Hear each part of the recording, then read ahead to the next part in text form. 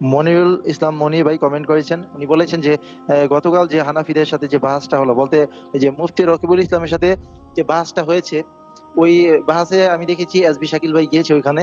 তো ওইখানে দেখলাম অনেক সমস্যা হয়েছে। তো ওইখানে যে বিষয়টা, ওই বিষয়টা নিয়ে কিছু বলেন। একজনের সাথে অপরজনের ইখতিলাফ থাকতেই পারে, মাসআলাগত বিভিন্ন মাসআলা মাসাইল নিয়ে ইখতিলাফ মতানৈক্য থাকতেই পারে, কিন্তু কিভাবে সে যদি মুসলিম হয়ে থাকে, কিভাবে আরেকজন মুসলিম ভাইয়ের গায়ে হাত তুলতে পারে, তার পোশাক কিভাবে ছেড়ে ফেলতে পারে, আর এই কাজ তো হিন্দু করবে না।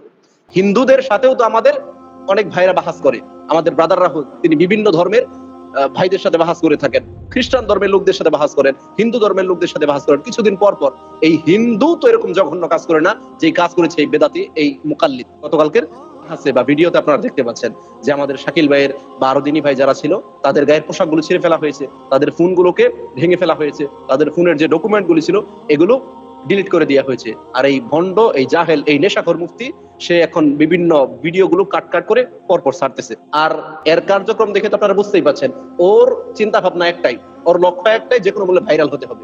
ভাইরালের নেশায় ওকে ধরেছে, যার জন্য সে এই সমস্ত উল্টাপাল্টা পোস্ট করে, উল্টাপাল্টা মানে ফতোয়া দিয়ে মানুষকে বিভ্রান্ত করার চেষ্টা করতেছে। কাজে আমাদের প্রকৃত অর্থে যারা সালাফি ভাই, যারা সহিহ আকীদার দাবিদার, যারা কোরআন সুন্নাহ ফলো করেন, এই সমস্ত নেশাখোর মুক্তি থেকে আপনারা দূরে থাকেন।